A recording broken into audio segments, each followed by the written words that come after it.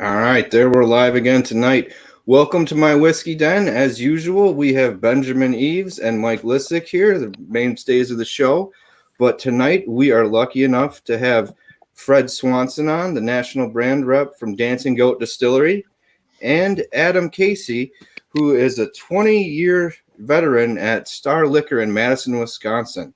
I like to think of people who've been there that long, a spirit guide, because usually you can go in and ask them, and they're going to lead you to the right stuff at that point, where that doesn't always happen. But we have them on today because they are both two of the founding members of Distill America, and that's on its 12th year this year. It's on February 22nd at the Edgewater Hotel in Madison, where it typically is. And thank you guys for joining us. We really, really appreciate it. No worries. Thanks for having us. Yeah. I'll kick off with kind of the first question, and we'll let Ben or Mike or anyone who joins in the chat here kind of chime in with theirs. If someone from the chat comes in, we'll put it on the screen so you can see it as well too, besides me just reading it. So how did you guys come up with the idea for the Distill America Festival in the first place? Adam, were we outside drinking at a park in the middle of summer at one point? We were actually at the Great Taste of the Midwest Beer Festival 14 years ago, I want to say, is when it first came up. 14 or 15. 14 or 15. Fred actually walked up to me. It was a terribly hot day, so I was sitting in the shade drinking a non-bourbon barrel porter at that point in the day. And Fred came up and he looked at me and he said, "Do you think this kind of event would work with spirits?" And I said, I think it's funny you should ask me that, because over the years, at Star, we had discussed doing an event like this. We had done a lot of Scotch tastings over the years, and earlier that year we had done a bourbon and Scotch together tasting. It was really the first time we'd done bourbon, and I said, why don't we get you and my boss at the time, Jerry, together, and you can sit down and see if you guys think this will work.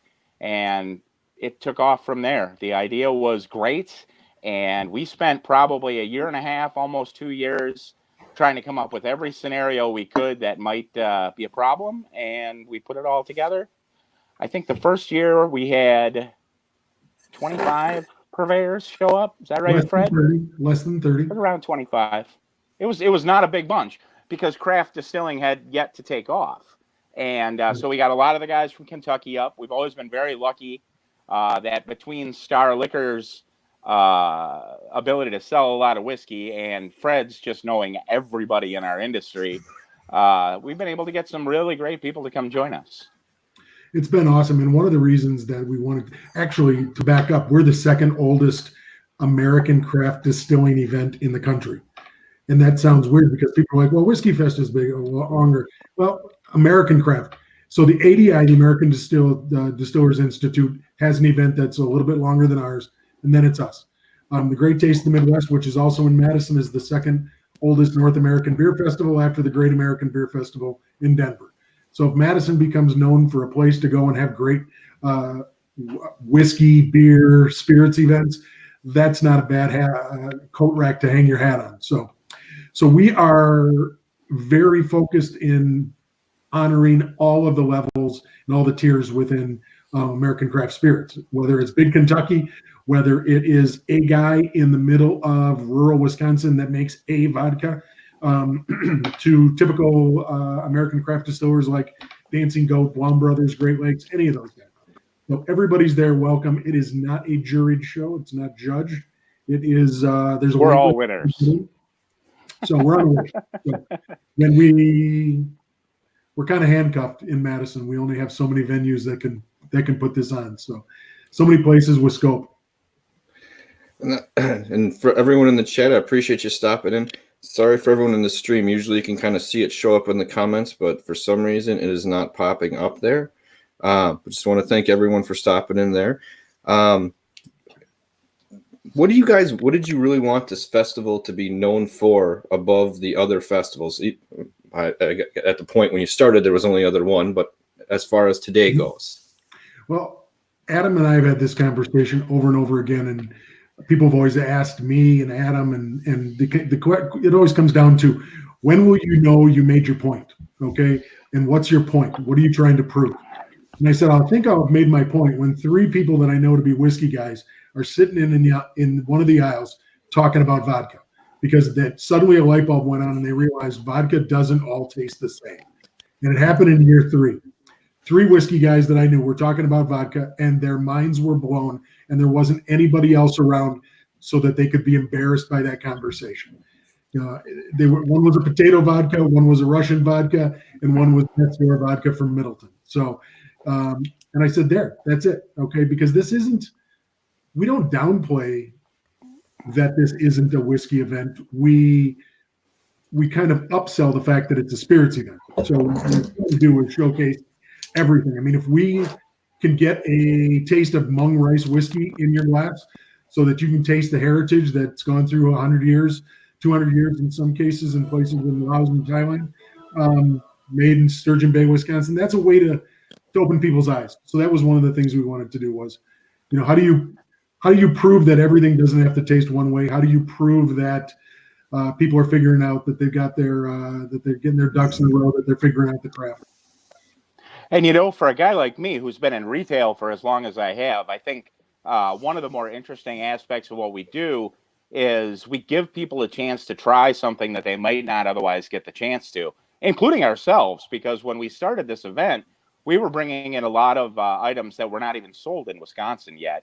It was a matter of working in the system in Wisconsin with the 3-tier system and whatnot, and the state to make it legal for us to bring these people in for a weekend. And for me, the biggest exciting moment every year is what is going to be the thing that people can't stop talking about. And it has been an unbelievable variety of things in 12 years. Fred mentioned the Mung Rice whiskey that was made here in Wisconsin. One year it was a dill akavit that is made here in Wisconsin. One year it was horseradish vodka. I mean, things you wouldn't necessarily think about until you tried them. Like when I first heard of horseradish vodka, I thought, oh my God, that's going to blow my sinuses out when I drink it. But you know what? It was one of the most elegant, delightful things I've ever tasted. And it's something I really enjoyed over the years. So to walk in and see what people are getting excited about, other than just rare bottles of whiskey or, big nationally produced brands, which is great too. I mean, I think that it's really gone well for us that way, and we've really helped people who are very small get a foothold. One of the things that I think we really hang our hat on is Jim Rutledge told me once that when Four Roses came back to the States, Wisconsin wasn't even in tier 3, but then we put them on a pilot program to get them up to Wisconsin, and we immediately moved up 6 or 8 years within the business model for Four Roses to get them into Wisconsin. Once he saw who was in that room and the passion that they had for spirits, he went back and they started figuring out a way to get their juice across the borders, which is pretty cool. And I thank you for that, because the Four Roses single barrel is the one that kind of got me started in the little whiskey path I was on. That one kind of like kicked me over the line, and I was like, I guess I really care about this, But yeah, we'll let Ben or Mike shoot a question. Like I said, I don't want to hog the questions. You guys are here for a reason. Go ahead, Mike. Kick it off. So, what you had mentioned, having to go through the system to get the whiskeys in the state, is there any potential that could lead to being able to have some sort of sales at festivals, or is that just completely off the books with laws? In Wisconsin, it's really difficult. We work very diligently, both at the beer festival that I run that has 10,000 attendees, and then Distill America, which has 600. Our big thing is we have to be above board, we have to be forthright, and we have to be open and honest with the state revenue board.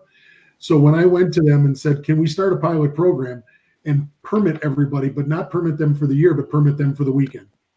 They said, well, yeah, you've proven to be trustworthy with the beer festival. This seems to be working. What doesn't seem to be a big talking point is getting a store with a table in there to be able to purchase. Even Star Liquor. No, I'm just kidding. And we're kind of wed to a couple.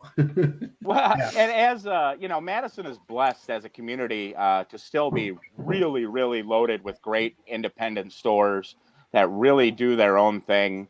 So we like to encourage people to go there. As a guy that's in retail, I've never felt it was my place to push business to our store so much as it is to push our business to all of the independent guys that are working so hard to be different and to be interesting. And in this day and age, as corporate, big box liquor stores keep growing and coming everywhere, we're really blessed to have a good community full of people that don't really see each other as competition so much as we see each other as we all kind of do our own thing. We're not really trying to steal our competitors' customers so much as we are trying to encourage just the growth of a really, really interesting part of the industry. So as far as selling at the event, for us, it would be just an added pain. And we'd rather you come in, find what you really, really like, and then go find a fantastic liquor store on Williamson Street, maybe, to buy.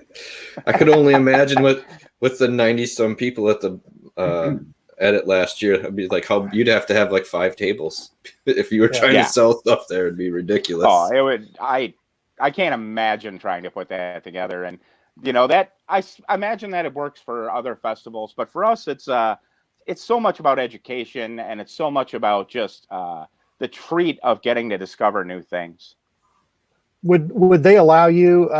They meaning the government regulations, and would it be something that you'd want to do if you could say, okay, well, this whiskey at this table, you like this.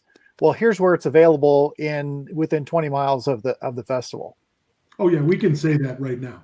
Okay. Yeah. What we do at our educational events is we steer people with recipe cards and then discount coupons back to the same stores. Okay. So if you sit in a seminar and you leave with not only the time and talent and knowledge that you got there, but recipes for going forth and doing whatever that seminar was about, typically it'll lead to a discount coupon as well for all those spirits, which are already preloaded at that store.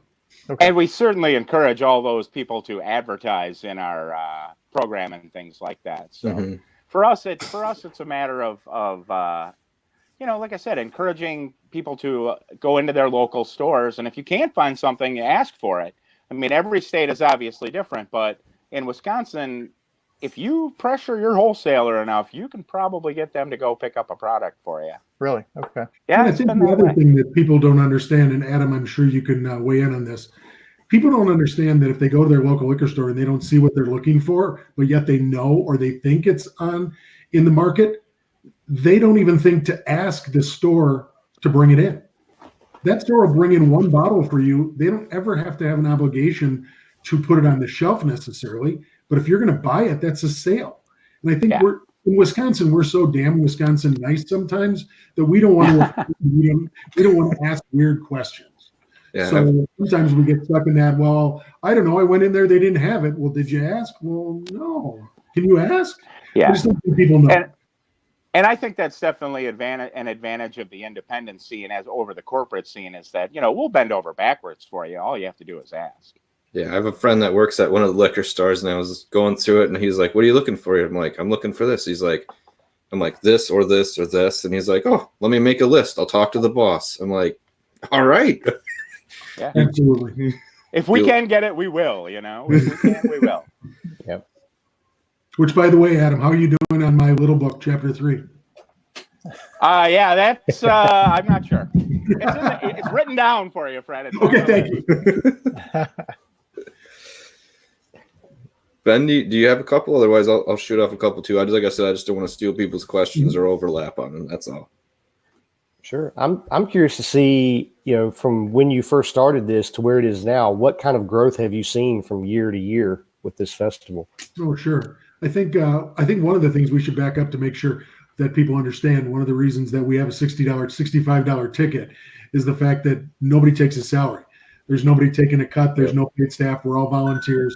And it's amazing what you can do when you get out of that capitalism box, what you can provide for the customer. So one of the things that we were able to do was to grow it and grow it pretty quickly to the fact that we needed to move it 3 different times to find a room that was big enough.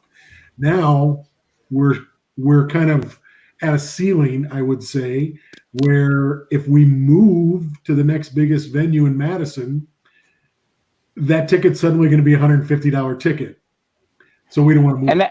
And that's never been our Yeah. goal. Our goal has always been to give these purveyors and these artisans a chance to come in and show people who care their product. I mean, there's always the danger as you get bigger that you're going to get, well, frankly, you're going to get drunker and drunker people. And a spirits event already has that going on. So, but what we have been lucky with over the years is that the majority of our customers are people that want to come in and they want to try unique and interesting things. They want to sample things. You know, we're not doing rows and rows of shots. But to answer your original question, the first year we had, like I said, about 20, 25 tables, and now we're up to about 90.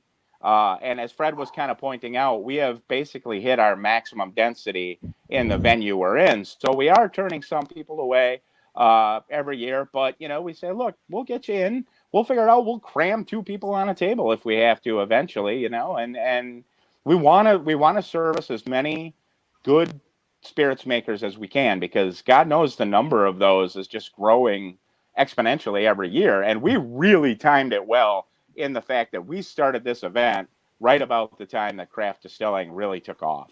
And you know, as we've always said, as we've done this, craft beer really kicked down a lot of doors for us going in, where the average consumer of the products we're talking about has been trying 4 different beers a week, maybe, for years. So the idea of going in and saying, well, I don't have this spirit, but would you be willing to try this one that's produced by somebody smaller? It's something new. And I think that that has allowed us the freedom to really be fairly adventurous with the kind of stuff that we bring in and we promote. When you guys are mentioning how many tables you have and what can happen when people have too much, I always like the fact that you guys try to attach it to a hotel, and you guys are very responsible about the event itself. You know, it's like don't drive to our event. For people It's way easier to walk to the elevator than it is even to walk to a cab. So, and a cab company here in Madison is one of our sponsors and has been for every year we've done this. And for God's sake, if you're coming, eat before you get there. It's a big deal.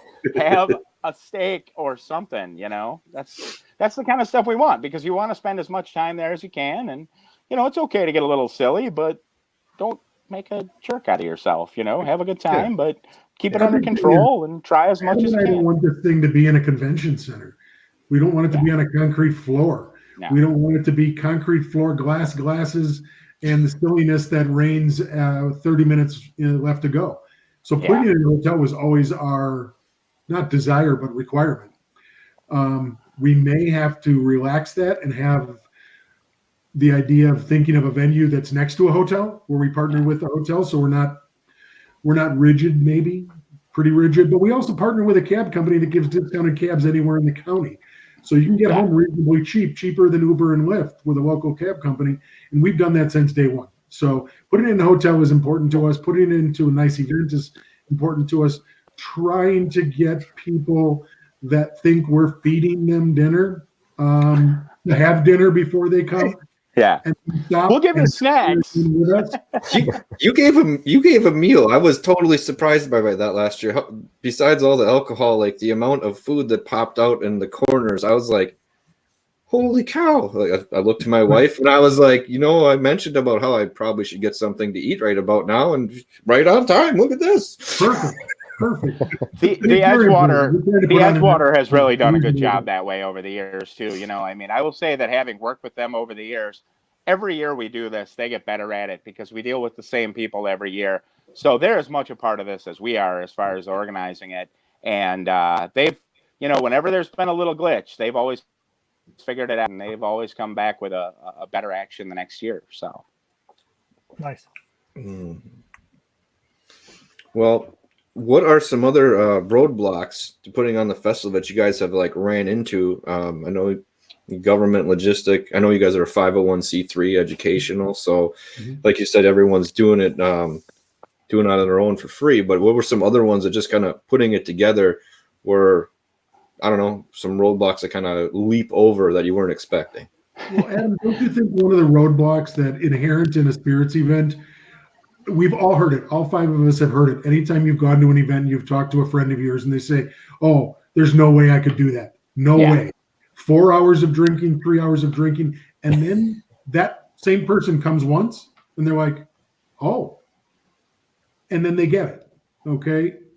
I think we probably hear it less in Wisconsin than Mike does down in Kansas City, but it's absolutely true. People can be a little terrified of the idea. I don't like straight liquor, and you go, well, yeah, you do. You just, and we have offered other options over the years to people too. We have a cocktail cart that flows around. One of our local producers that makes mixers like tonics and things like that. They put tonic water out, so people can try those kind of things. We certainly encourage cocktails as an idea, but I think that some of the other roadblocks that we've hit have always been just silly little organizational things like, holy cow, do we have enough dump buckets for the tables for people that don't want to drink everything they want to spit? And we go, oh, where do we go find those this year? Or just a lot of little silly things like that for us. Making sure we get our program printed on time has been a challenge over the years. Thank God our buddy Scott has joined us in the Distill America group, and he's kind of a print media guy, so he's taking a lot of the pressure off us for stuff like that. But most of it's just the kind of same thing as organizing any event, And actually that year and a half that we spent talking about it before we actually did the event, that is about 90% of what we talked about is what are the problems that are going to come up. And you spend a lot of time making up problems in your head and you try and solve them before the event happens. And thankfully, having a guy like Fred with his experience and Jerry, my old boss, who was one of the original founders of the event, those guys were good. They knew, they saw what was coming, and we headed off a lot of problems before they ever happened. I think one of our big things is to show to people, and because, again, this kind of comes into that Wisconsin nice, Minnesota nice mentality. There's not a brewery, winery, distillery, cidery, mead maker, if you're at their event, is going to look at you sideways if you pour something out. Oh, no. If you for a taste, and then you immediately pour it out without trying it, but if you try it, nobody's going to look at you sideways, ever. They understand that this is a marathon, that this is a long game, that you're not going to finish every single drop that's in your glass. And I think that's what kind of throws people, is that we kind of get stuck in that, oh, how do I behave? And what are the rules here? What are the unwritten rules? What do people expect from me on this side of the table? So, we've had almost no issues with our producers, and just that learning curve of getting people comfortable with pouring stuff out, because Wisconsinites are very frugal, they're very nice, they're very generous, and they want to be people pleasers. So the big thing is trying to change their behavior.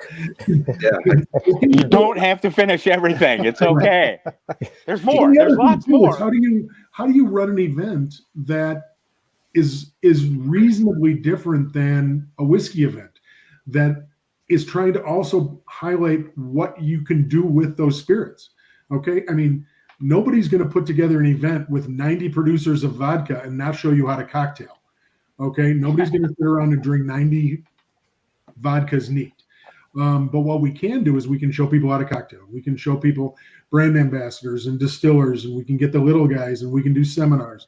That's one of the things that I think makes us a little bit different than just your typical whiskey event. Okay, how do you show people what to do with it when they get there? Once they buy that bottle, maybe they don't want to drink it always neat. Maybe it needs to go into an old fashioned. Maybe they want to consider making a Manhattan out of that. So that's what we're trying to do as well. And in Madison, we're blessed with having a lot of really creative, really energetic, really enthusiastic bartenders, mixologists, call them what you will, who have always said, hey, how can we be a part of this event? And, we've always thought of this as much an event for people in the industry as for the general public. So we want those people involved. You want to have guys from the best places in town coming in and going, I tried that. It was fantastic. I'm going to make these cocktails out of it. And the last few years we've had, what's the group, Fred? Help me on. The Spirited Women. Spirited Women, yeah. Who've been really great as a group of female bartenders here in this town. Who've been a part of our event, and I tell you what, they're irreplaceable as goodwill ambassadors. It was a learning curve. I mean, one of my ideas, and Adam got on board right away because I think he understood what I was trying to do, was to have 2 roving bar cocktail carts that went through the event. so that in theory they could walk up to the Mung Rice whiskey guy and say, I need 4 ounces of that. I've got an idea for a cocktail. And then that 4 ounces goes into a cocktail that he pours out for 12 people. And right there, you get the chance to talk to the bartender. What's in his head? Why is he going to do? He's got a fully stocked bar cart, and he's going around saying, how about some of that agricole rum from Kansas? Okay. How about that crazy vodka that you're making with potatoes from, the middle of Wisconsin?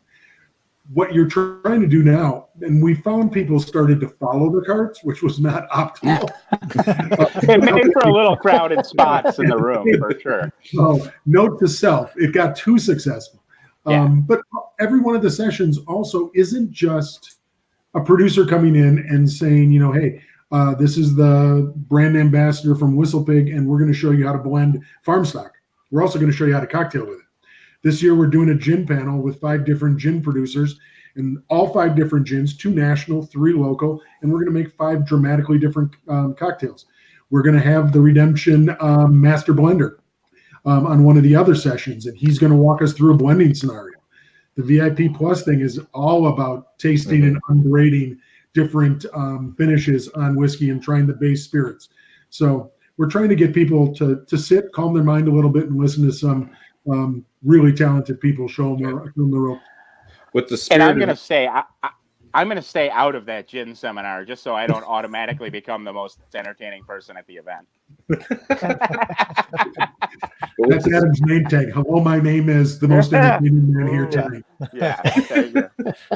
Well, with the Spirited Women, I know they did something like that. They grabbed a bottle of DeMello's and made a drink for my wife last year.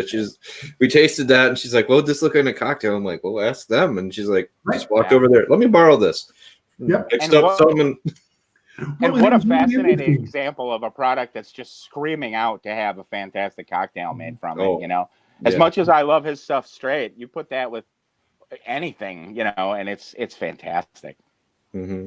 I think one of the things that the Spirited Women showed us was how different it is to be running a bar cocktail cart as a woman than a man. And that's the other reason we stopped that.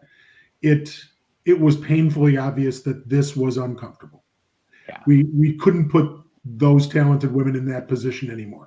We put them in a static bar where they could control it and they could run it like they do their own places. And suddenly it is a much different environment. And you get to have better conversations. It's not kind of this just jump in, jump out, have a cocktail, go do something else, have another cocktail. Pretty soon, 15 minutes, you've had 4 cocktails. Yeah. So every year we try to round the edges a little bit. Yeah. Ben, we'll kick her back over to you. I didn't jump on too many of your questions or anything like that. So if you got anything else to pop it in your head at the moment? Goodness, I had a question just a second ago and totally slipped my mind here. Let me see if I can get it back.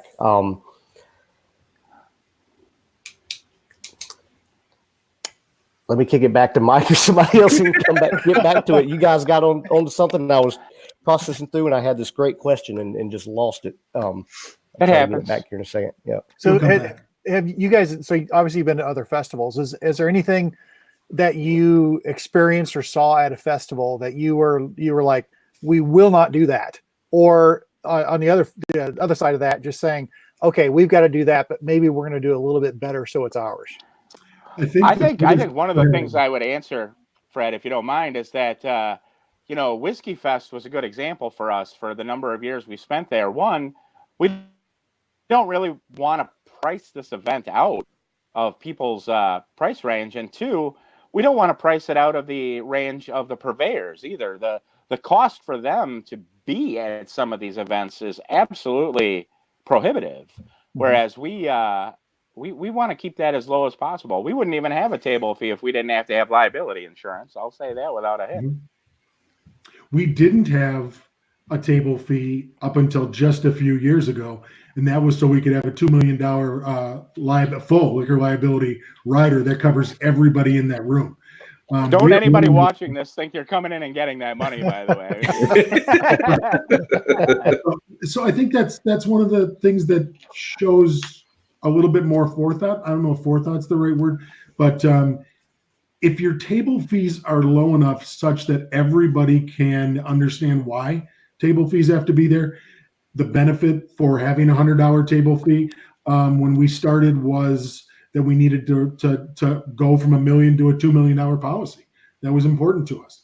The other thing was that what we wanted to set ourselves apart from, and it's really hard to be in the industry and badmouth other events. But what I will say is when you've got an event that the right people are in the room, and not just one of the silos of rightness.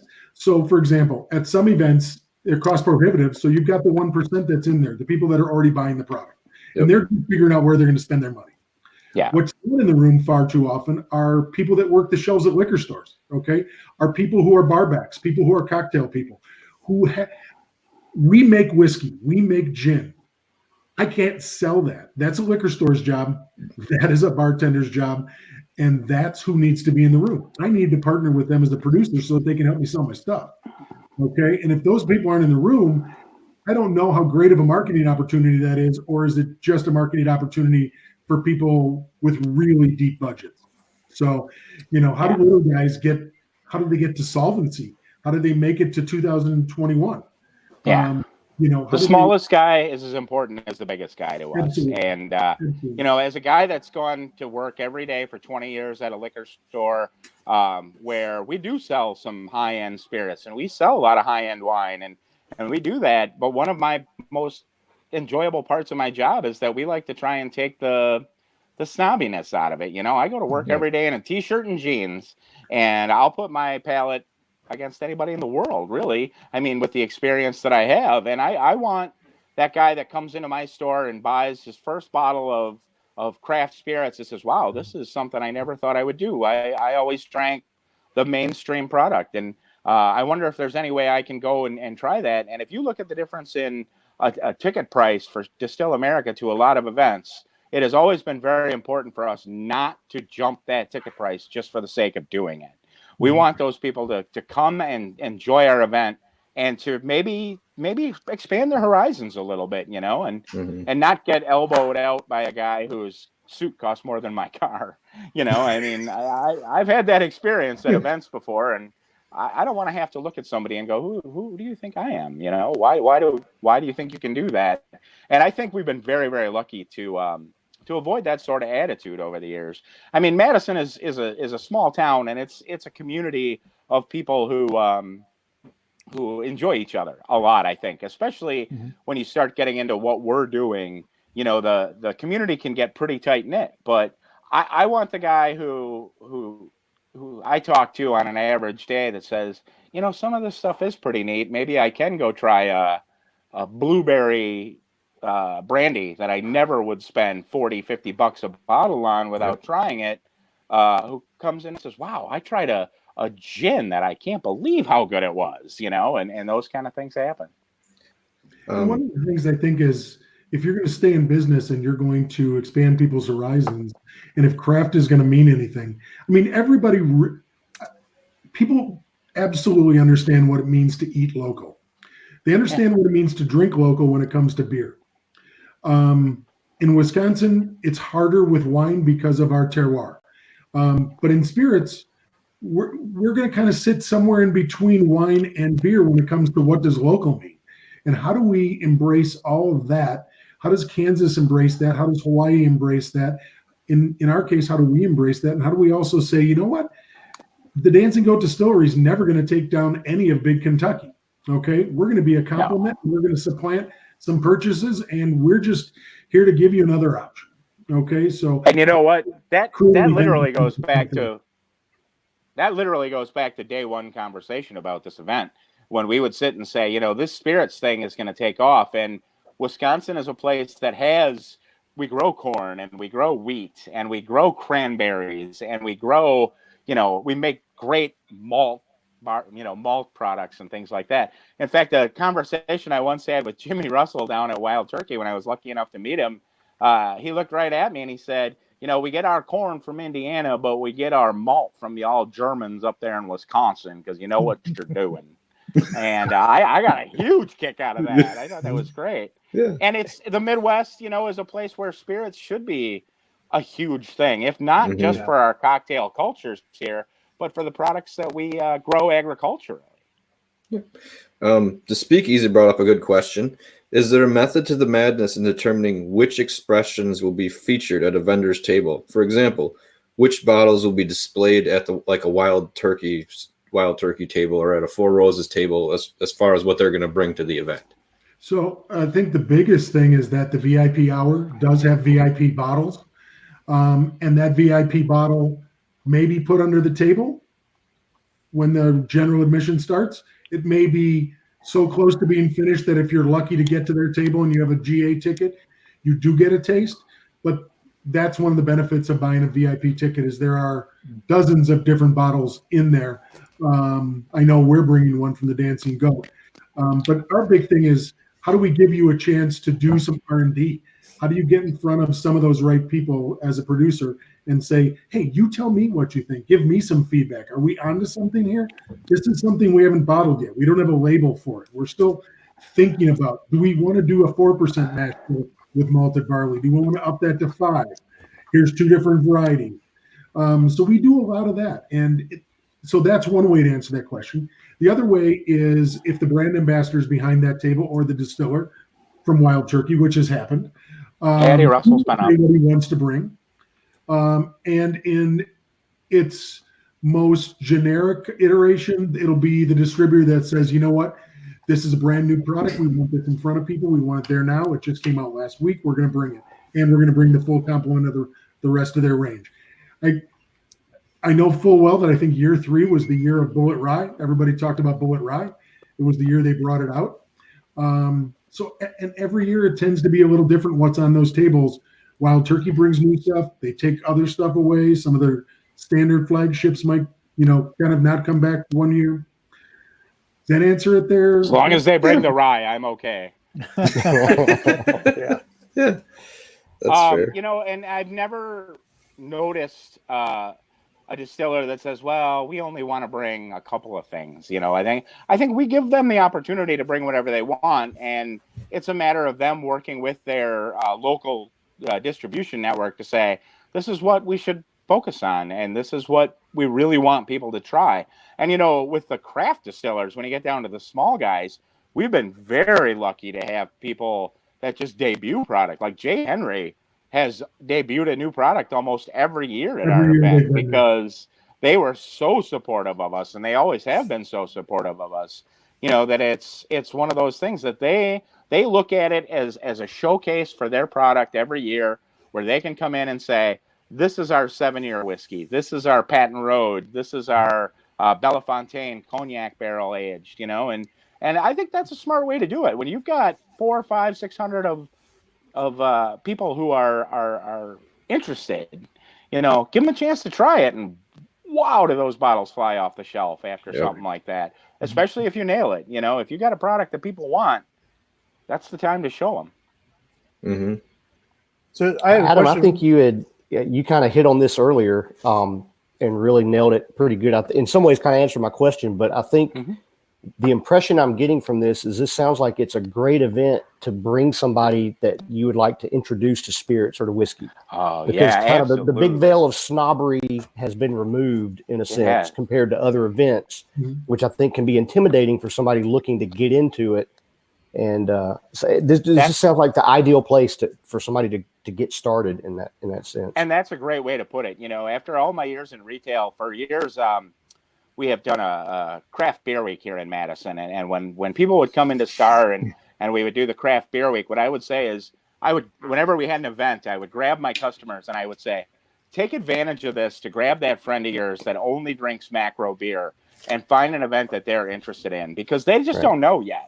And these are not, we could have events where it's just something that only the select few of us know about. But you know what? There's a lot of that going on already. And with the internet, you can find that anywhere you want to find it. But an event like Distill America or a craft beer week, it says, grab that person that says, boy, I only drink whiskey from this house, and go, no, you don't. You've got to try this little guy from Dane, Wisconsin.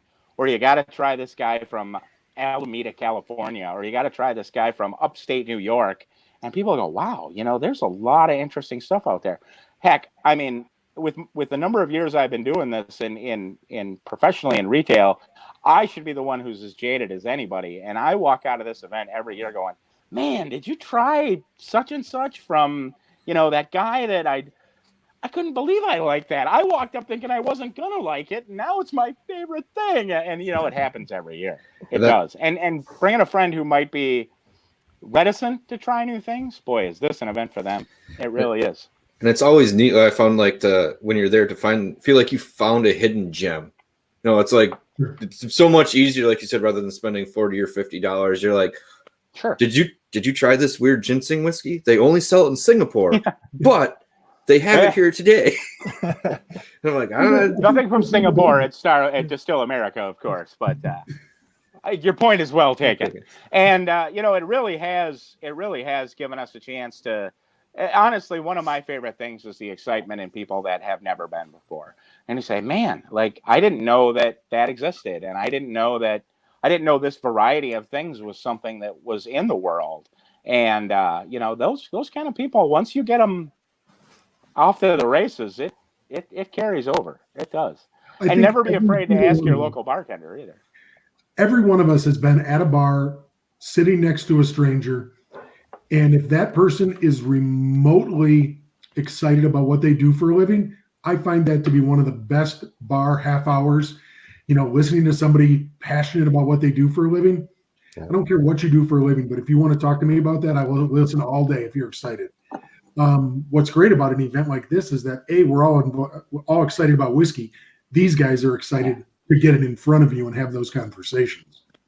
So being able to walk up and talk to people, and the room is of a scope and scale that you can actually get to somebody and you're not 20 people deep. That's a big thing.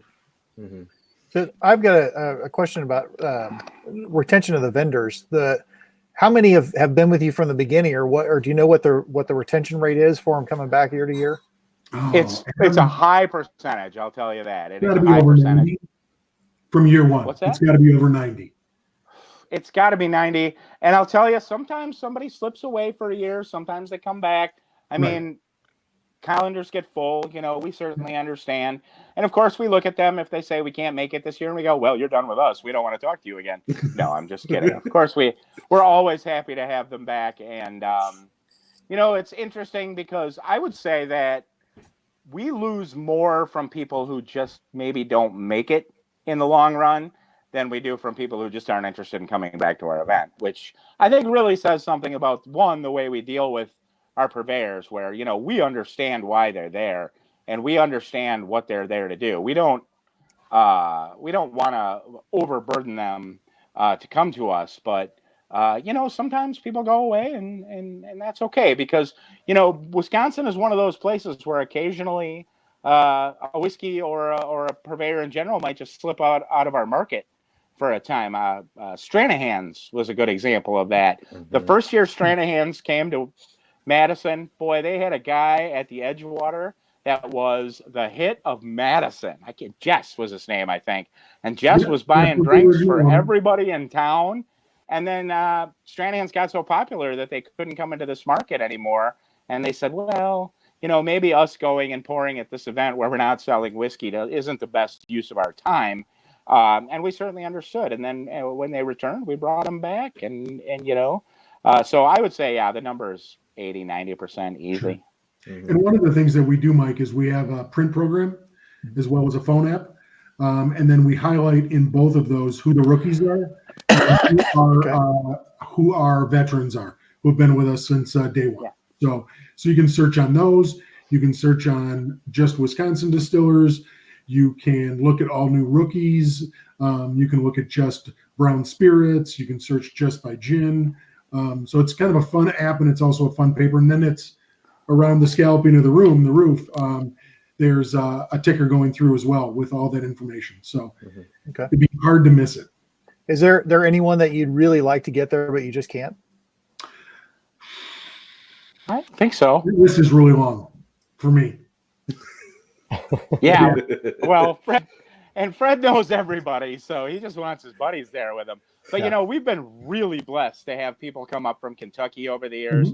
Actually, one of my favorite stories I was going to touch on earlier was I think it was year 2 that we had Eddie Russell from Wild Turkey there, and it was one of the defining moments of the event for me. It was when Eddie looked at us after the event and went, I always thought Madison was just a sausage and cheese and beer town, but y'all got some serious drinkers up here. And we go, yeah, Madison's a town where we do drink beer and we do eat cheese and sausage, but we like whiskey and we like gin and we like akavit and, we like a lot of things. So, there are always people that you could get there that we want, but our response from industry has been fantastic over the years, and nobody I think walks away sad, and that's a lot of fun. That's really gratifying to have people come up to you and go, boy, that was a really organized, well-run event. Your customers are interested, they're asking real questions, and they're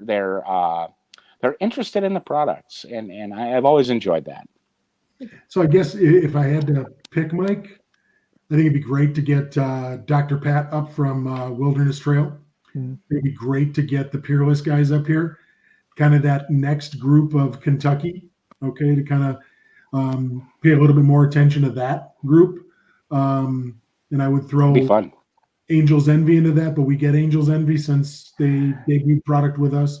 So yeah. Now we had that family here though, Fred. Oh yeah, they've been one around. Year. We had the boys and all that. Oh, yeah, I think maybe my favorite guest was here. Yeah. That was awesome. Right. I think maybe my favorite guest was the master distiller from Corbell, who put a video on our Facebook feed that said, why am I in Wisconsin in February when there's only 4 million people here in this state? And well, it's because you people drink 80% of the brandy we make. So of course true. I'm coming to Madison in February, and go to another state and ask for a Corbell old fashioned, and they say, you want champagne in your old fashioned? That doesn't happen here. So he had a lot of fun when he was here too. How do you when you've got limited tables and the industry's growing so much, how do you get your Chicago friends and all your Minnesota friends? I mean, Minneapolis has exploded. Just since last year, there are 8 or 10 new distilleries in Minnesota. Minneapolis, St. Paul.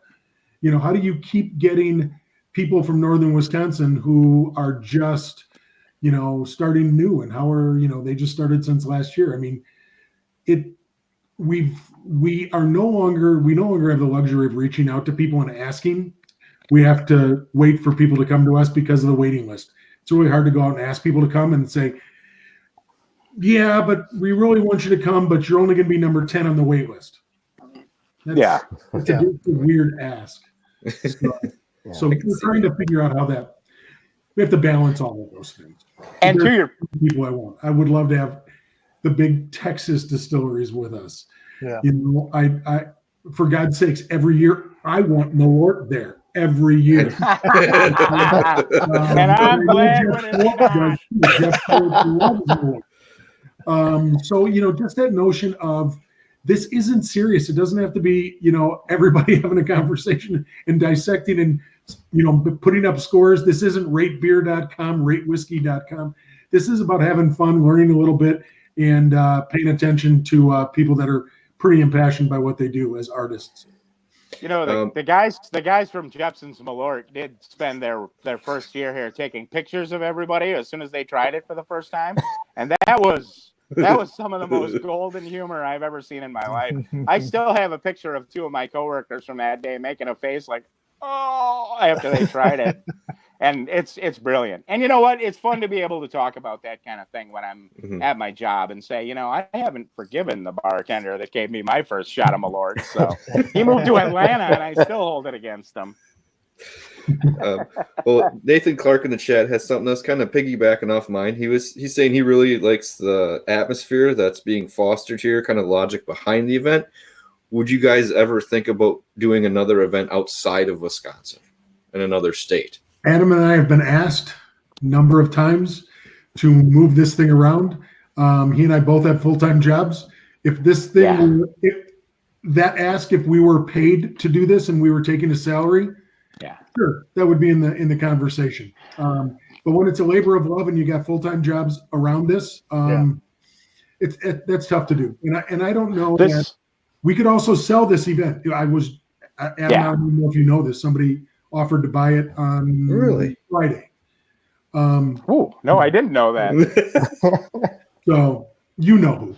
But the bottom line is there's this notion that we built it this way so it feels different. Okay, it's one thing when a trade magazine puts it on because then it feels really close to it feels really close to the industry. Yeah. It's a whole other thing when Atlanta magazine puts something on, or New York Times.com puts something on, or the tourism board for somewhere puts something on. Those are very different events.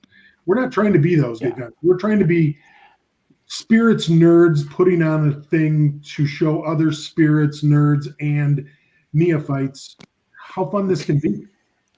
I'm not a furniture salesman that is doing what we're doing tonight, talking about Barca loungers.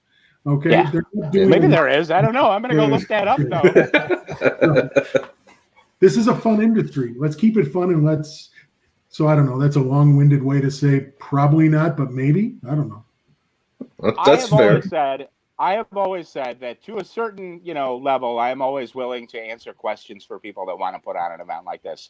I have sat down with some of our direct local competition back in the early days and said, we can talk about it. I'm not going to give you any of our secrets, but I'll answer your questions for you.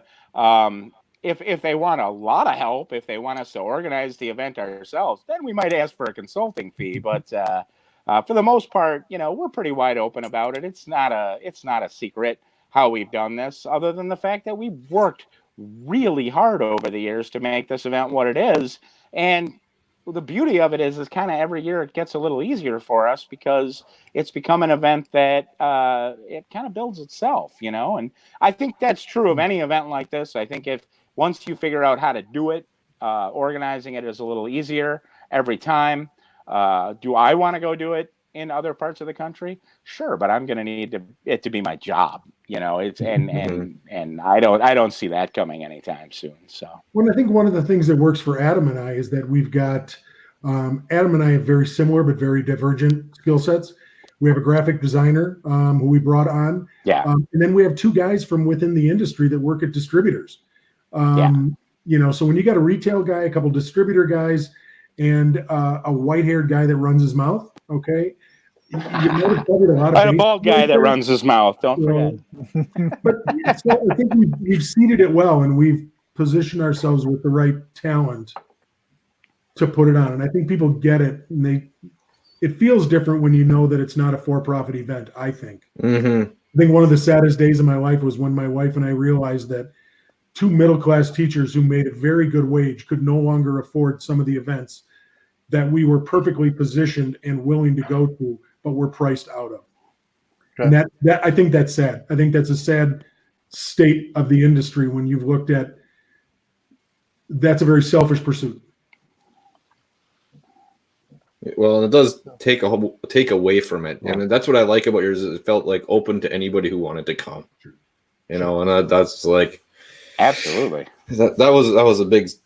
It felt much more like at home or welcoming. I didn't feel, like you said, like an itchy weirdness about being there, like out of place in any way, shape, or form. Or like I said, where I felt like I had to put on a suit just to show up that evening. So Patrick, I think I've worn a suit in 12 years. I've worn a suit once to this event, and probably won't again. It's too hot in that room to wear a suit. If Adam and I get through 2 points, one is eat before you come, and the other one is don't dress like you're dressing for winter. Oh God, no! Tell them to not people put off heat off in the room at 8 that morning. If you're wearing a sweater, you're going to be baked, even though it's 50 in that room. So dress accordingly. Don't wear shorts, but don't wear a sweater and a tie and a suit coat necessarily. Wear shorts if you want. It's better than wearing a sweater for sure. It's going to be cold on the way there, but yes, boy, you don't need many Malort samples to feel warm inside. That's for sure. That's what I liked about it. Actually having a room there was like, go take off my sweater or jacket or go change. Like this isn't working out. I'm going back down in a t-shirt. I had plenty of time to grab do a quick shower. Go right back at it. And here's one of the tricks of putting on an event like this. If you start, let's say somebody wants to do it in Birmingham or in Hudson, New York, or some smaller venue. Start with a hotel and find out what their slowest weekend is. It's amazing the conversations you get in. The reason it's in February is it's the slowest weekend. And a couple times we have run into Madison Hotel Week. So people have gotten really inexpensive hotels. Or state tournament wrestling when it gets really crowded in the hotel. So, there's a method. We learn these things. It's not inexpensive to put it on in a ballroom in a hotel. It's less expensive when you're dealing with an event or a space that might not be full. And they're willing to very much say, oh my gosh, well, yes, please bring an event. Fill up the hotel. 25% full. And if you're putting on an event like this in another place besides Madison, I would say that the most important thing is connect with the people that are in the industry, and because they know what you can do and what you can't do. I mean, if there's one thing about liquor in the United States, it is that the laws are different every 10 feet. And you better know what your wholesalers are doing, and you better know what you're allowed to get away with. I would say that that's probably one of the advantages of being in Wisconsin is that our liquor laws are pretty open and they're pretty geared for stuff like this. They understand that this is an industry, and as long as you're not a giant pain in their behind, they're not going to come and beat you down. It's been my experience, at least. Very cool. I know we're getting close to the end. We don't want to hold you over too much longer, but do you either Ben or Mike have any more questions? I got one left myself, but I have a very selfish question. So this is my first time going up to it, which everything I've heard and read about everything, I'm excited and dragging a friend up there. Not dragging, he's a whiskey guy too, but obviously really hoping then it's like that we can get in on next year, get in for the VIP stuff, because that just sounds like it's just going to make everything that much better. But so let's say we're walking around, we see all the stuff we like. What's our chances? Is it possible we're checking out of the hotel Sunday, like we got to go get X, or we have to go get X, Y, Z and A through G. Can we go somewhere and get that on Sunday? Absolutely. Well, let me speak to that as a retail guy. To a certain degree, absolutely, like Fred said. But I mean, there's always going to be something that's just a little bit limited. There's always going to be something that's just, right. It's like any other day. Don't come asking me for Pappy Van Winkle at Star, because I might go on a rant about how we used to get a bunch of it and it sat on the shelf every day. So expensive. But there are absolutely things that are available. It always depends on how unusual the product is. Like when the Hmong rice whiskey was a big thing, that took a little while for the market to get a handle on. Or when the dill akavit is the most popular thing, that took us a couple weeks because that wasn't something we were expecting, quite honestly. But I would say, like Fred said, for the majority, if you find something you really like, boy, come ask me. Go ask the guys around town. If you can't find it, we'll help you find it. Okay. So, Mike, the other answer to that from my end as a producer is when I go around the country and I'm doing a tasting in a market that I'm not overly familiar with or as familiar with as I am Wisconsin, one of the things I always have on my table is a list of my stores. Okay. In Denver, I'll know what my stores are when I'm out in San Francisco. So when you ask me, where can I get this? I'll be able to tell you, goody. You need to be able to go here. It should be there. It should be there.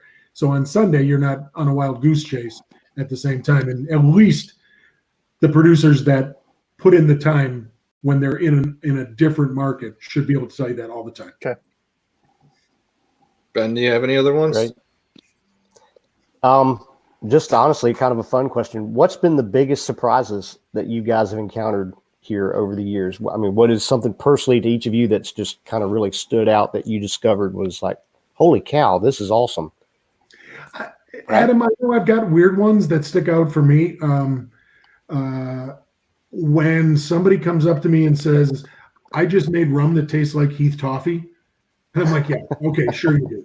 Okay, and then you go to his table and you're like, yeah, you made rum that tastes like Heath Toffee. And then, now my next question is you got to tell me what to do with it. Okay, but it's spot on. And then last year when they brought in the Tabasco finished.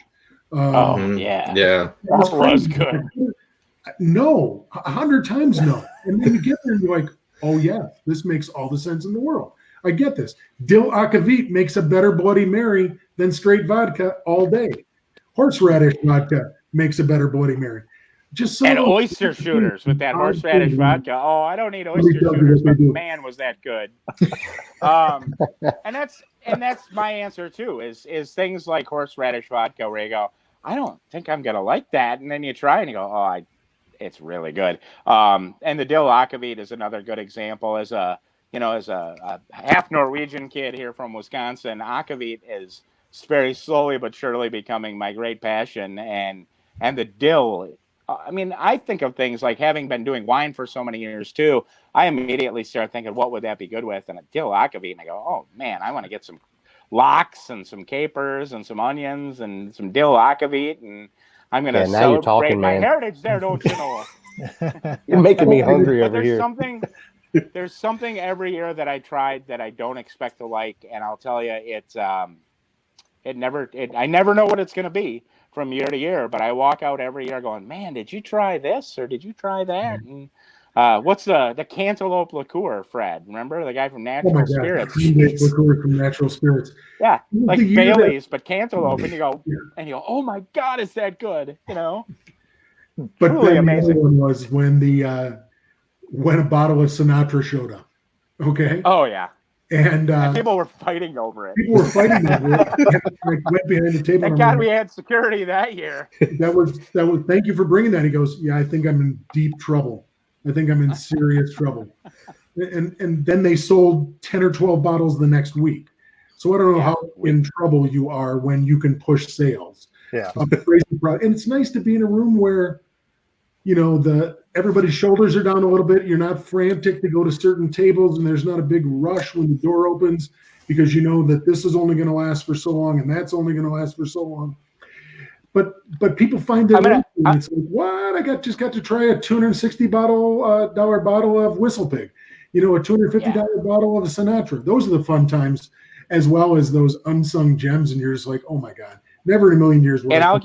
I like that. I'll give you a sneak preview of what I think is going to be the unsung gem this year, and I'm going to be totally wrong. But for you and your viewers, if you're going to go look at a table, I could toot Fred's horn and say I know there's some good stuff coming on that Dancing Goat table. But what I was actually talking about is we've got a guy locally that's making a hibiscus liqueur that I tried that is unbelievable. And if you ask him, I think he'll have his bay leaf liqueur. It's bay leaf and like tarragon or something. It was the weirdest description I ever heard, and I tried it, and at the store, and I went, well, that's really pretty tasty. I mean, so those are the kind of things. Okay. Those are the kind of things that'll pop up at Distill America, and you won't expect it, but you got. If somebody says you got to try this, for God's sake, go try it, because it's going to be amazing. We might have the first bottled and bond brandy.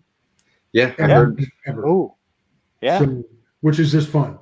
Yeah. Okay, I mean, that's just taking the industry and saying, let's not be so serious. Okay, we're going to bottle and bond brandy. And Wallersheim's doing it, and I think they're going to debut it with us. I heard them thinking about releasing that, so that's awesome. One last question. Just say it's the end of the night. You've had a bunch to drink. Almost everything's running down. What's the one drink you reach for at the end of the night? I can tell you the first thing I do. The first thing I do without drinking is I go over to everybody's mom, Liz Henry from J. Henry, and I give her a great big hug. Okay, because that minute, 2 minutes that you spend with somebody that's so passionate is the best part of the night. Okay, whether it's Liz Henry or somebody else that's equally passionate, those times are fantastic. It could be Philippe at Wallersheim. Okay, it could be Dave over at Natural Spirits. Those to me are the times. What I like is that 9 o'clock to 9:10, 9:15, where I'm going around after we're closed and saying thank you. Mm-hmm. But what I usually do, and I don't know if Adam does this, is I usually ask guys like Adam at about 15 minutes left, and I'm like, what do I have to try? It's like when I see Adam walking out of a trade show and I'm walking into a trade show and I say, what do I need to try in there? He has never steered me wrong. So that's how I found out about frickin' Whiter's pear cider aged in a Reposado tequila barrel. Oh, that was great stuff, years, but Adam clued me into it.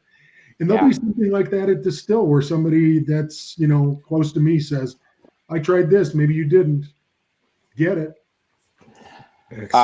My post-event tradition has always been, after everything's kind of locked down and cleaned up, and as much as we're going to actually do that evening, because Fred and I usually show up sweating a little booze the next morning and take care of a lot of stuff, but I usually find my way up to the bar right at the Edgewater, and you'll usually find a lot of the distillers in there, the aforementioned Liz and Joe Henry being two of my absolute favorites.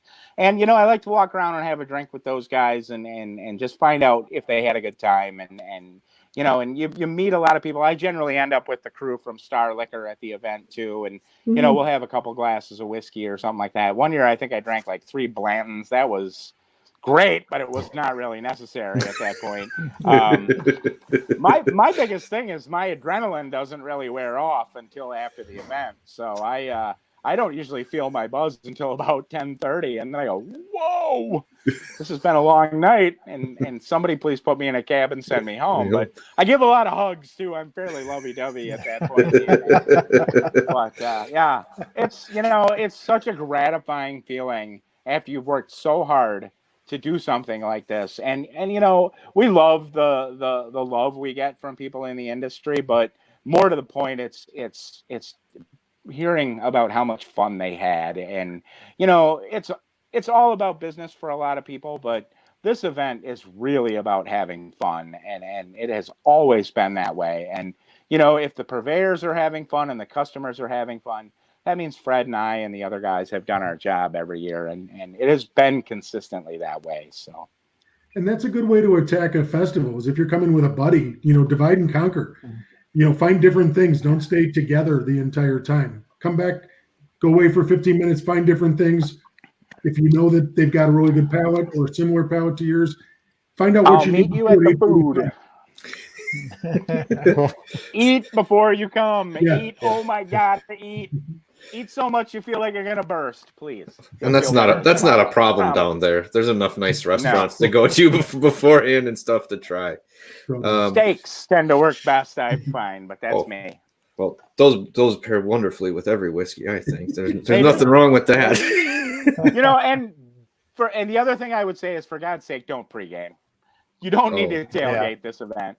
I promise you, pregame with cheese and bread and beef and whatever you can put in yourself. We've got the drinks for you, I promise. Yeah.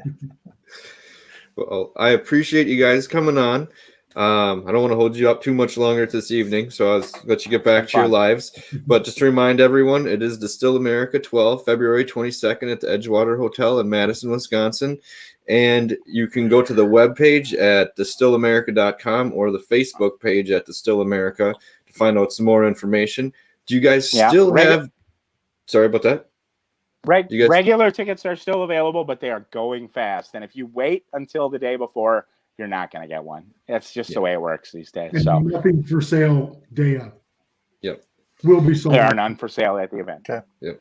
So you got to get it a little bit early. And like I've told everyone, as soon as I usually don't get down to Madison for that first night where you sell the tickets discounted, but I'm like, November 1st at 12:01 a.m. Go buy your ticket. To go buy the VIP ticket. Just be done. Have it set aside and be happy about it. Right. But they listened to you this year. Let me tell you, that was as fast as I've ever seen it go. So we're not the great taste of the Midwest yet, but we're trying. I clearly one of the best events I've been to in Wisconsin or the couple other states. So I really thought it was great. So appreciate Fred and Adam coming on. Thank you very much. And always Ben and Mike, thanks for showing up for this evening. And everyone in the chat, thank you for showing up. Appreciate it. We'll be on next Monday night. We're going to go over 3 of the Caval releases. We're going to do a review of those and talk about that. And then up to Distill America, we'll probably do a couple more Midwest things. Then we'll branch back out once we hit March. We're going to have Iron Root Week with Robert Licorice and Josh and Gretchen Galladay, 2 of the reps.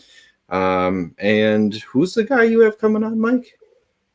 We're gonna get Blake from Sealbox. He's Gonna be coming on in March as well too. So have some other people to talk to coming up in the next month or so. So thank you guys for coming on. We appreciate it so much, and we look forward to seeing you at the event. Yeah, So, looking forward to it. Thanks. See you soon. Appreciate Thanks for it. all the support. Come see me at Star Liquor anytime too. Not to plug myself too much. No, I was planning on doing that anyways on the way into town. Like on the way to the hotel, I was like, we have to stop here. It's right on the way, oddly enough. Perfect. So we'll see everyone later. You guys have a good night. Cool. Thanks, guys. Cheers. Thanks, everybody. Cheers. Appreciate it. Thanks.